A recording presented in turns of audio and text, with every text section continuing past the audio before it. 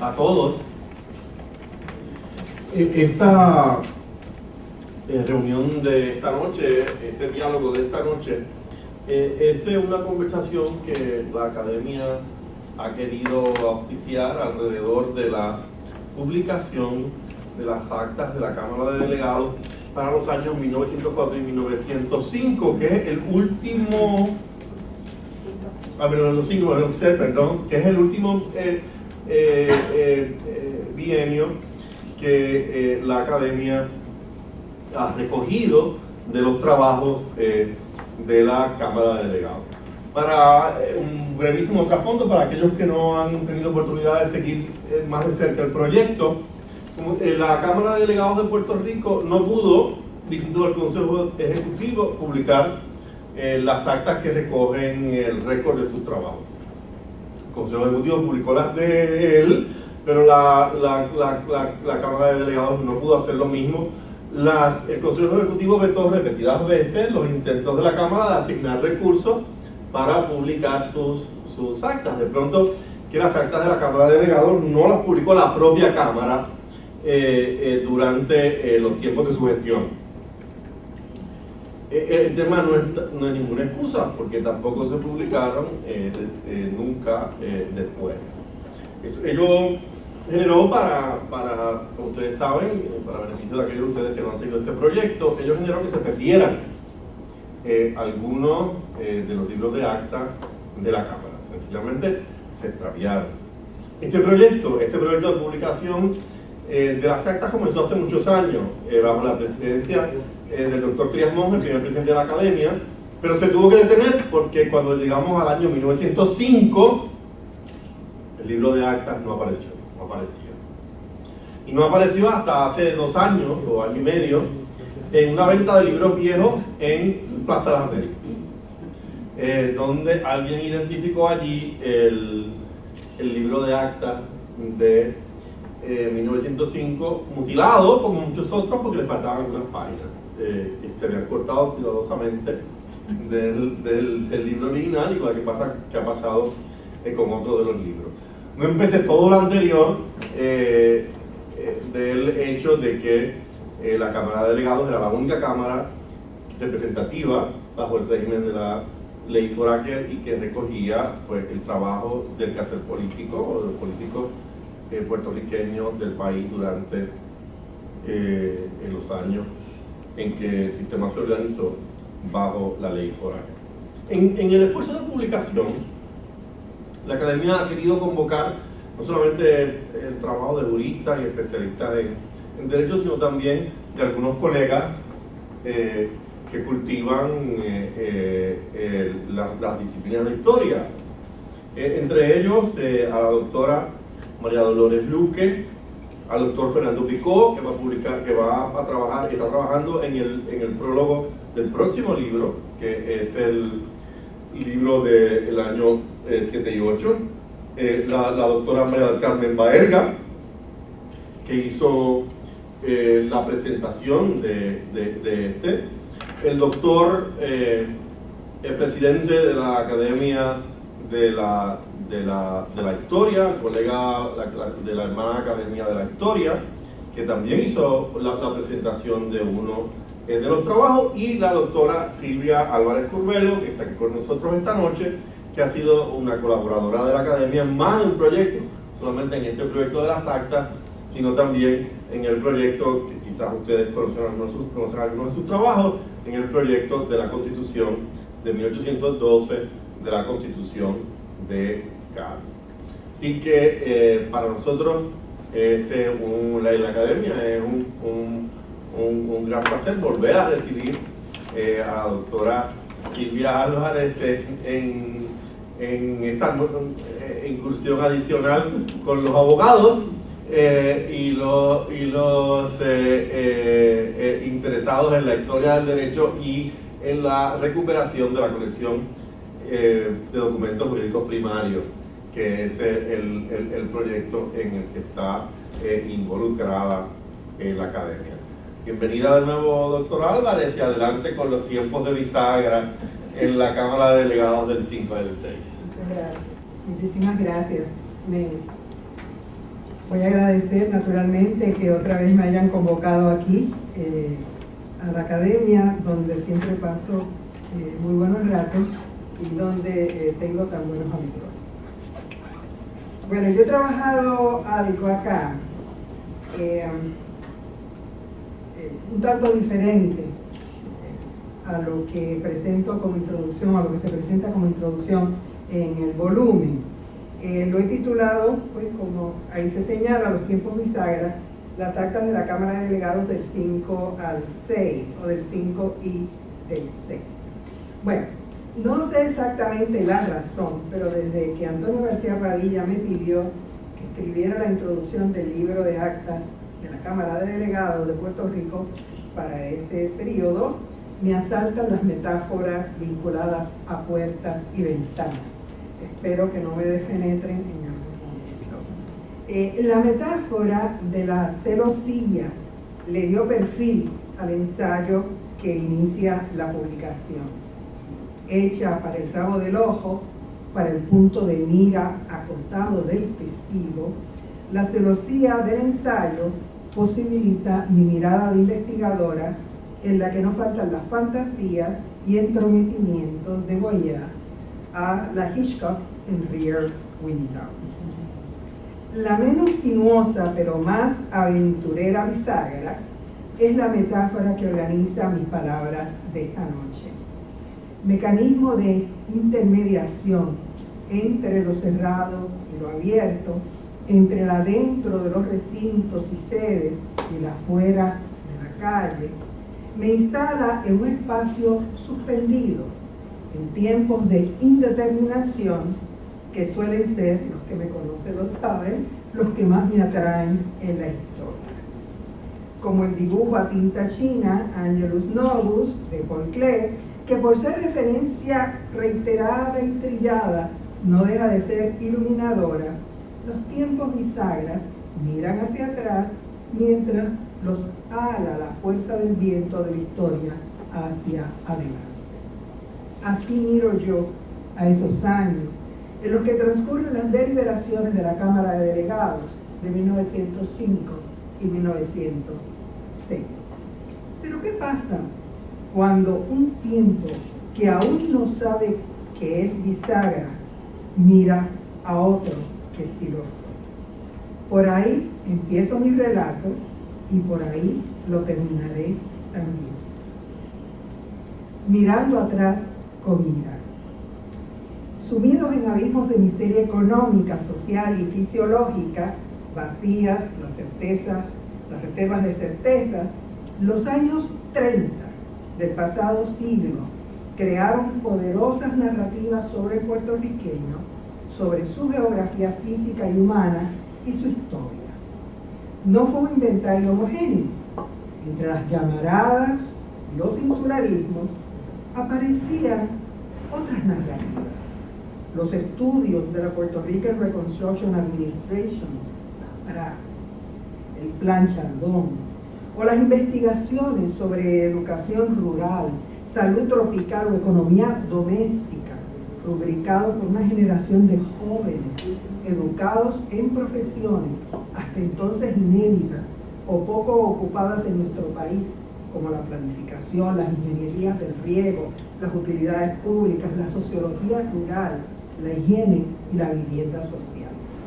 Al lado de los castillos de azúcar que diseñó Pedro de Castro para la fortuna Serrayes y Cabaza en Ponce, y que marcaban desde lo alto, el castillo Serrayes, y desde lo vasto, la casa Cabaza, las desigualdades infranqueables del mundo del azúcar, se alineaban los diseños de urbanizaciones y cines para la clase media, proyectos de vivienda colectiva como el Panasterio, que abrían puertas y ventanas a mundos un poco más horizontales, desde un estado de bienestar de reciente factura en Estados Unidos, trasladado a medias a Puerto Rico, y donde parecían democratizarse las aspiraciones y los accesos. El ademán pendular en muchas dimensiones inconscientes, en otras deliberado, para darle contorno al país, en medio del agotamiento creciente del modelo de plantación, se entabló en los 30 desde dos ejes principales que, con todos los riesgos argumentativos y retóricos, nomino como el ser y la vida. Desde muchos ángulos, el gran drama del mundo en la década de los 30 se desarrolló, o debería decir, se representó como radicalización de esas dos pulsiones. Fueron múltiples los debates, largos los ríos de tinta y de sangre, las energías políticas y las estéticas en su nombre, que al fin y a la postre desembocaron en las guerras que le dieron al 20 uno de sus más infames nombres, el siglo de los extremos. Hay una atracción fatal en la búsqueda elusiva y tortuosa del ser, a la identidad, en aquellos tiempos en singular, ahora es plural. El placer suele venirle del dolor. Su estado natural es la orfandad. Real o temida, asumida o rebasada, la orfandad rige siempre el drama de la identidad.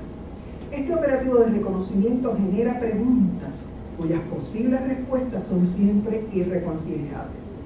¿Quiénes somos? ¿De dónde venimos? ¿Hacia dónde vamos? Como preguntaba la revista Índice, que todos conocen, en 1929. En prestigio intelectual, el ser suele ganarle a la vida, más proclive al gesto de la comedia. La vida se escabulle, no se está quieta, encabulla y vuelve a vida. De las tribulaciones del ser en la década del 30 no se salvaron ni siquiera las emergentes clases profesionales puertorriqueñas, que adelantaban los protocolos y proyectos de una modernidad que, aunque periférica y desigual, destilaba optimismo. Si para Pedro Albizu Campos los 30 fueron años de suprema definición, para Jaime Benítez, Rafael Picó, Luis Muñoz Marín, Ernesto Ramos Antonini, Carlos Chardón y tantos otros y otras, los 30 albergaron una insistente guerra interior entre dos seducciones que no habría de dirimirse en muchos hasta los últimos años de la década. Para otros, nunca. No se habían visto antes, pero cuando Enrique Laguerre publicó La Llamarada en 1935, Rafael Picó, un joven geógrafo de apenas 23 años, le escribió al también joven escritor Aguadilla. El libro, le decía en la carta, le había dejado una viva impresión. Y cito: a todos aquellos que estamos identificados con el ideal de la justicia social y de una patria mejor, La Llamarada ha venido a confirmar nuestras observaciones y a sostener la fe. Pero otro motivo le había impulsado a escribirle a Laguerre. Picó quería saber si el lugar entre mogotes y sumideros donde se desarrollaba el relato de ficción, Llamarada, era el que él adivinaba. Y cito: la región del regadío entre Isabela, Aguadilla y Moca, esa región la conozco íntimamente. Allí, y cito, había observado la vida tal cual es. En su respuesta, Laguerre le confirma que en efecto se trataba de ese mismo lugar, y refiriéndose a la novela le señala: todo en ella es real. Cuando leí las cartas en medio de la investigación para el libro que estamos armando, el planificador Aníbal Sepúlveda y yo, sobre Rafael Picó entre 1932 y 1937, me sobrecogí. Allí, en ese intercambio epistolar, se imbricaban, como en el cruce geográfico al que alude Picó y Laguerre, los lugares del ser y del vivir. Sus fronteras en el joven que trabajaba el modernizante sistema de riego de Isabela y en muchos otros de su generación no eran topográficas, eran profundamente íntimas. Esa cohabitación habría de alcanzar su mayor intensificación en otro año terrible, 1936. Pero para narrar esos otros avatares no estamos aquí. En lo que quiero recalar hoy, y me perdonan el largo prólogo, es en la valoración que aquella generación post-invasión, la generación del Viso, la generación de Picó, la generación de Muñoz Marín y tantos otros, hizo del evento bisagra de la invasión norteamericana que adquiría para ellos prominencia identitaria. ¿Cómo codificar el evento? ¿Cómo revisitarlo 30 años después? ¿Cómo quedaban aquilatadas las figuras que compusieron la generación de la despedida y de la bienvenida? ¿Cómo se construyó la memoria sobre la generación anterior, esa que presenció el traspaso de soberanía, la humillación de la ley Foraker, que creó el Partido Unión, que dominaría la Cámara de Delegados, cuyas actas hoy presentamos? Para gran parte de la intelectualidad de los 30, congregada en las sedes de la cultura en San Juan y otras ciudades, como aulas universitarias, sociedades de lectura, Ateneo, prensa, el año de la invasión representó un antes y un después. La metáfora del tajo, de la vena abierta, del abismo, colonizó mucha de la mirada histórica y literaria sobre el país. Es lo que Mark Seltzer, el sociólogo de Berkeley, que estuvo hace una semana acá, denomina la cultura de la herida, con su lógica de victimización y sus elencos de víctimas y victimarios. Lo inapelable y tajante de la metáfora terminó inevitablemente por escamotear la particular complejidad y sinuosidad del tiempo bisagra de entre siglos, de ese tiempo. Al representar a Puerto Rico desde la enfermedad, desde la herida, desde la pérdida, la generación pesimista del 30 vio en la subordinación colonial de la clase política puertorriqueña, vio en el estrangulamiento del café con toda su carga simbólica, en la voracidad de los capitales corporativos norteamericanos, en el racismo y la lucha de clases que se pretendían, que habían empezado en el 98, en la entrada safia de las masas a la franquicia política, las marcas indelebles de los aciagos tiempos bajo los yanquis, mientras que los viejos tiempos mutaban en una Arcadia criolla, una especie de edad de oro, donde, como decía Cayetano Policucci, el país fue dueño del país. Aún en mentalidades poco dogmáticas, como la de Luis Muñoz Marín, la generación de su padre había sido la de los patriotas ejemplares, excelsa en su resistencia frente a la arrogancia imperial, aunque limitada trágicamente en su entendimiento de lo que era el pueblo. Desde la mirada liberal de los sectores modernizantes y profesionales, pero sobre todo desde la mirada nacionalista que acentuó la gramática más dura de la identidad, el 98 era puerta cerrada a la dignidad y puerta abierta a la ignominia.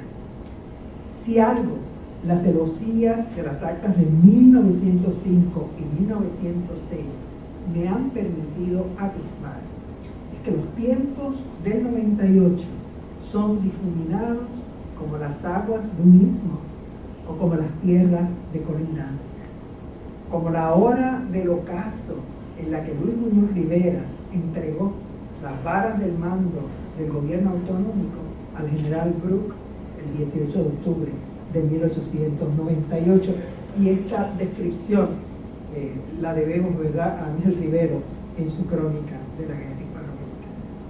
Bueno, cuando de opacidades o deslindes se trata, hay que llamar a algún abogado, o mejor dicho, a dos. Y si saben de historia, más que ninguno.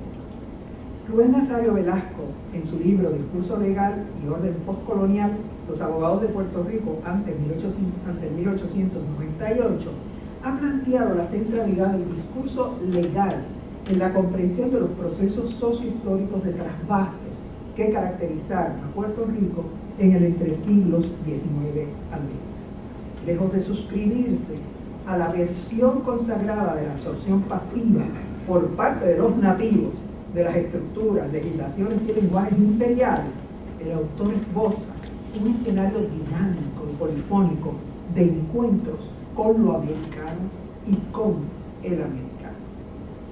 Para Nazario, en esos años, especialmente a partir de la instalación del primer gobierno civil y de la Cámara de Delegados en 1901, se habría dado una acelerada reforma del derecho en Puerto Rico mediante dos procesos complementarios: la recepción de normas y códigos estadounidenses y la resignificación de la americanización desde criterios propios que antecedían a la invasión de 1898. En las arenas movedizas del cambio de soberanía, el abogado criollo se posicionó como el traductor, asegurando con ello su intermediación política y jurídica entre el régimen y los nuevos súbditos, a la vez que veía cumplidas expectativas de modernización civil que nunca logró satisfacer bajo el antiguo régimen. Mi otro abogado, José Trías Monge, ya me había advertido en su historia constitucional de Puerto Rico que la americanización que experimentó Puerto Rico en los primeros años de la nueva soberanía no podía considerarse como un ejercicio craso de dominación vertical por parte de Estados Unidos. Para Trías Monge, el nuevo orden colonial era un híbrido, producto de dos corrientes ideológicas que condicionaban a la sociedad norteamericana de aquella época. De un lado, cruel, el imperialismo; del otro, más optimista, el progresivismo. Se ha analizado poco sobre cómo los paradigmas de regeneración social que distinguen el proceso hegemónico de Estados Unidos a partir del fin de la Guerra de Secesión hasta la década de los 30 con el Nuevo Trato, se combinaron con el proyecto de expansión militar y absorción capitalista para la nueva colonia Puerto Rico. Mucha de la historiografía puertorriqueña contemporánea tiende a subsumir de manera muy rígida la aplicación de políticas sociales progresivistas a los dictados de la militarización, de la cañaveralización de Puerto Rico o a designios biopolíticos. Abundan las interpretaciones que explican dichos programas y políticas solo en función de la necesidad de Estados Unidos de poblaciones subalternas, medianamente alfabetizadas y saludables como mano de obra. Estipuladas las lógicas de rentabilidad colonial, eso que evidente, no las niego, propondría abrir más la celosía, pues me parece que es la única manera de entender la rapidez y la profundidad de la afiliación de mucho del país a Estados Unidos y sus políticas públicas, sobre todo a sus políticas públicas. Me parece imprescindible para calibrar con suficiencia y con justicia las actas de la Cámara de Delegados para los años 1905 y 1906. El progresivismo reformista, que adolecía de obvias limitaciones como la minusvaloración de la cultura hispánica, la sospecha que le merecían los pueblos tropicales, se vertió en instituciones y prácticas valiosas como la escuela pública, los orfanatorios, las escuelas de enfermería, la ampliación de la franquicia electoral, clínicas de salud y en el trabajo en muchas ocasiones ejemplar de funcionarios, misioneros, maestros que proveyeron un escenario inédito de servicio público. En el Partido Unión y para 1905-1906 el Partido Unión incluía en su plantilla electoral a socialistas, entre ellos Romero Rosa. En el Partido Unión, que constituyó la mayoría de la Cámara de Delegados, elección tras elección, la más ilustrada administración colonial encontró un buen aliado. A pesar de la involución política sufrida por Puerto Rico, si comparamos la ley Foraker con la Carta Autonómica del 97, la generación puertorriqueña de la invasión reconoció coincidencias importantes entre el progresivismo norteamericano y su propio afán de modernidad. Las actas de 1905 y 1906 ofrecen un panorama de la vida que bulle cotidiana, sorteando viejas y nuevas barreras, para encontrar oportunidades dentro de las nuevas estructuras de dominación. En la relación de los debates, vislumbramos tras los argumentos y las disposiciones legislativas a gente, familia, pueblo, que se adaptan en mayor o menor grado a presencias novedosas, como la iglesia protestante, cultos, a la escuela pública, donde los niños con pelucas blancas saludan el natalicio de George Washington, quien nunca dijo una mentira, a la estación de higiene pública que trata a los enfermos de anemia. Hay padres que piden becas para que sus hijos estudien en Estados Unidos y grupos que protestan por los abusos de la compañía del tren. Porque no solo son los códigos legales los que se transforman, se traducen, son los paisajes urbanos y domésticos, son también los horizontes de aspiración y de posibilidad. Las actas nos permiten ver de manera indirecta cómo transcurre la modernización de las costumbres y de las estructuras de vida y trabajo. En la sesión del 25 de febrero de 1905 se informa de la solicitud de un vecino de Manatí para que se decrete una ley que obliga a todo dueño de bohío o casa a construir letrinas en un plazo de 60 días. El tiempo de los patriotas. En su historia del Partido Unión, escrita al iniciar la década de los 30, Cayetano Coli Cuchí enfatiza el patriotismo de la nueva colectividad nacida en 1904 y que dominará la política puertorriqueña hasta 1928, ya bajo el nombre de la Alianza. El partido en el cual militaron Rosendo Matienzo Cintrón, José de Diego, Luis Muñoz Rivera, había sido, dice Coli Cuchí, reserva moral frente a un poder interventor e inicuo. Sin soslayar su plataforma de dignidad puertorriqueña, Trías Monge aprecia en la Unión su pluralismo frente a una alternativa única y absoluta que cancelara los espacios de maniobra.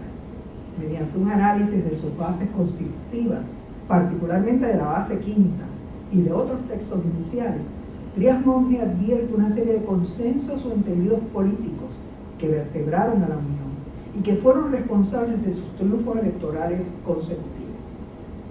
El self-government, así en inglés, el consentimiento de los gobernados, el Senado electivo, nombramiento local de los altos funcionarios, entre otros. Todos ellos habían formado, con las modificaciones obvias de nomenclatura, parte del inventario autonomista, pragmático y posibilista del siglo XIX. Estoy convencida de que la propuesta de cultura política que presenta el Partido Unión desde su fundación fue también una propuesta de identidad, una instancia de cómo Puerto Rico se había constituido como país desde las últimas décadas del siglo XVIII. La gobernabilidad de la colonia en los primeros años de la ocupación norteamericana se armó desde los marcos compartidos del laicismo, del gobierno republicano y del valor de la educación. Eran, en el fondo, las mismas ideas que defendió el diputado Ramón Pablo en su representación ante las Cortes Españolas de principios del siglo. Betances, en sus 10 mandamientos de los hombres libres, en el 67-68, Valdoriotti de Castro, ante las Cortes de 1869, cuando pidió que se constituyera el país. Muñoz Rivera, en su radiografía del país de 1891, Las causas y los remedios del mal. Y Rosendo Matienzo Cintrón, el presidente de la Cámara de Delegados en el periodo que nos ocupa, cuando le dio forma, desde la teosofía, desde el espiritismo armónico, a la idea de la unión. Brevemente, antes de cerrar ventanas y puertas, enlazo con estos tiempos de hoy, que se representan por muchos como de incertidumbre, de sendas perdidas y oportunidades mermadas. Veo con preocupación la emergencia de nuevos fundamentalismos políticos, de gestualidades moralistas y de la soberbia de las soluciones absolutas en mucha de la intelectualidad joven y vieja. La tendencia de deslegitimar los tiempos bisagra por ser opacos y trasvasados hunde como moneda mala. La seducción de cerrarnos a cal y canto de la pureza de los principios es mucha. Veo como el país de opinión, el del récord, el de la opinión pública, el de los medios, vuelve a oír los cantos de sirena de la herida, cómo se refocila en la enfermedad, cómo se emboruja en la frisa de los pesimismos, el gran pretexto para no hacer nada. La lectura que de la unión hizo la generación del 30 fue el resultado de un tiempo de incertidumbre, donde la pregunta por la identidad, articulada en dominios polares, organizó búsquedas y respuestas. Guardo esperanza sobre estos tiempos, al recordar que aquellos, los del 30, fueron tiempos en un inicio de bisagras atascadas, hasta que conciliados, ser y vida, pudieron abrirse las ventanas de par en par. Muchas gracias.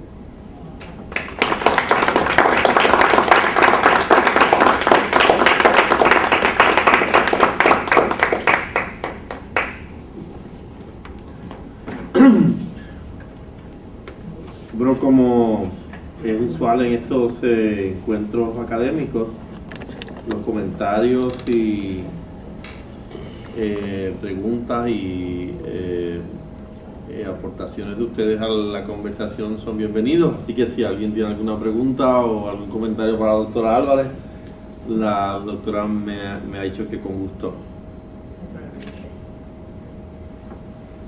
Yo estaba pensando, cuando la doctora fabulosamente ha mostrado toda esa fuente, que hay un poema de José Diego que es Geografía, que yo creo que sí, en poesía específicamente lo que usted apuntaba es eso mismo, que él enseña a los nietos, creo, que la isla es grande porque las montañas son altas, y va especificando entonces el país. Yo creo que la oía usted, creo que sí, que ese José Diego estaba de un lado y otro, porque también era abogado él de otras cosas. O sea, Todos ellos eran.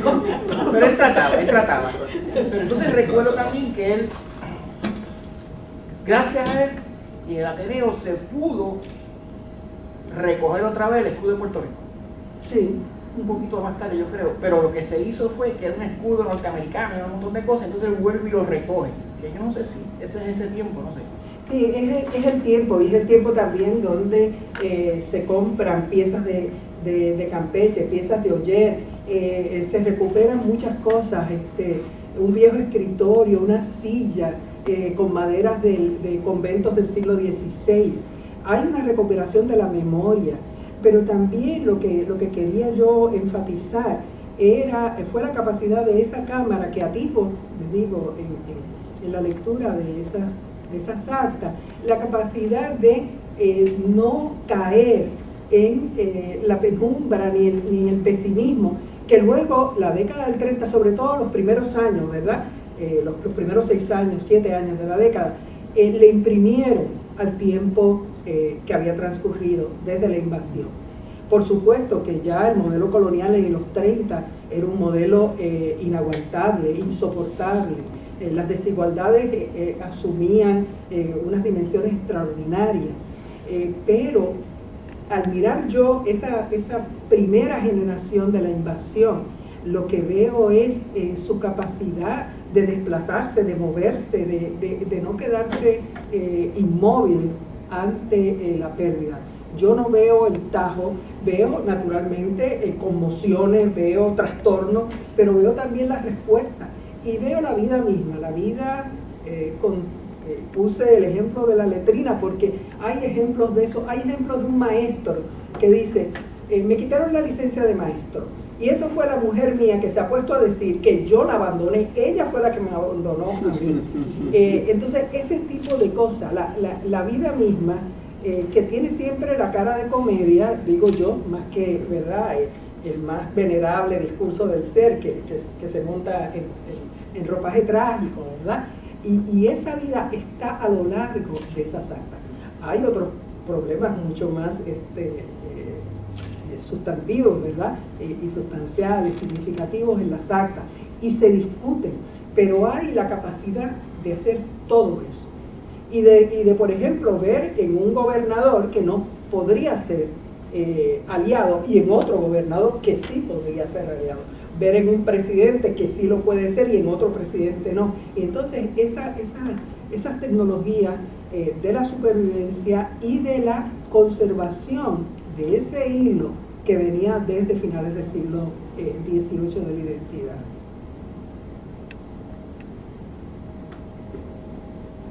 Yo creo que en el derecho se ha visto eso, precisamente porque el cambio de soberanía hubo un cambio drástico, ¿no? en todo nuestro sistema de derecho, la importación de leyes que al final ni se entendían, no cuadraban con lo anterior, el cambio total de la estructura y de los procedimientos. Y sin embargo, y yo he sido crítica de eso, pero y sin embargo, vemos cómo los abogados puertorriqueños también se ajustaron, buscaron la manera de poder trabajar con eso, de hacer lo propio, de adoptar lo que entendían que era bueno, y de tratar de que se cambiara lo que se había importado que entendían que era malo, y eventualmente pues tenemos un sistema de derecho que es nuestro y distinto al español y distinto al americano también. O sea, yo creo que esa labor de traducción que Rubén Nazario la argumenta también en su libro, esa labor de traducción fue extraordinaria, y sobre todo se adelantaron cosas en el derecho civil, en el derecho de familia, todas las legislaciones sobre el nacimiento y todas estas cosas, se adelantaron muchas cosas, divorcios, etcétera, aprovechando esa coyuntura y adelantando algo que había estado en la mente de muchos, ¿verdad? Y en el ánimo de muchos a lo largo del XIX, una sociedad laica, una sociedad organizada, ¿verdad? Desde los principios de la razón, de justicia civil, etcétera. Así que, y son escenarios que entonces no se enfatizan naturalmente en la década de los 30. Entonces mi pregunta, o sea, yo puedo explicarlo, pero quiero explicar también esa generación de la invasión, no verla únicamente como este baluarte frente es que yo creo que el progresivismo, en la medida que es nuestro, nos responsabiliza. Entonces, pues, de tus dos ejes va a ser el que siempre va a estar más matizado, porque nos adueña un poco, nos hace responsables del resultado, nos coloca como vector influyente en la resultante, en el vector resultante, que ya comienza a ser también nuestro. Y entonces, en la medida en que no nos satisfaga la resultante, rechazamos nuestra participación en ella. Sí. Y le adjudicamos más al vector colonial, al vector de rentabilidad colonial, como tú lo pusiste. La influencia lo identificamos con el vector resultante. Y somos más proclives a identificarlo con el vector resultante que a reconocer cuánto de la resultante responde a nuestra propia actitud y en parte en el mejor con la mejor de las ópticas a nuestra actitud progresivista y a nuestra identificación que antecedía y es ese encuentro, ¿no? O sea, uno mirando ahora, ¿verdad? Los esfuerzos de los misioneros, ¿verdad? Protestantes que se metían en las haldas, ¿verdad? Y la señora hacía de todo, o sea, la señora era enfermera, era maestra, enseñaba labores, y todo ese tipo de cosas. Eso es admirable, sí. Si entonces yo echo eso a un lado, ¿no? Y resalto nada más que eran gente que hablaban en inglés, que nadie le entendía, o lo que sea, o que estaban en contra de la verdadera fe, o algo por el estilo, entonces me pierdo gran parte de ese escenario de modernidad que fue la invasión. Por supuesto, tiene un lado instrumental, un lado de involución política que nadie niega y que fue terrible. Y claro, toda la cuestión de la caña que luego va a ser terrible, ¿verdad? Cuando el modelo se agote, porque ahí es donde se prueba, donde el gas pela es cuando el modelo entra en crisis. Entonces, eso es lo que yo quiero distinguir en esas actas de 1905 y 1906, en esa generación de la invasión, una generación bisagra con O sea, tenían el 87, hablábamos, ¿verdad? Nuestra querida Lady y yo, hablamos del 87, 11 años antes de la invasión. Los españoles estaban dando palos de componte y sacando uñas, ¿verdad? Allá en el suroeste, en la media luna de San Germán hasta Guayama. O sea, eso era la realidad, ¿no? Y entonces, ¿cómo entender esas mudanzas, ¿verdad?, del espíritu?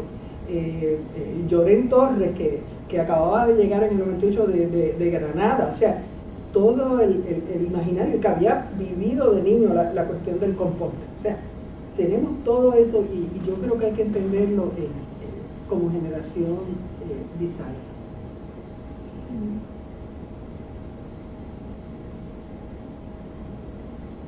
Encontró a su padre. Bueno, apenas empecé a odiarlo.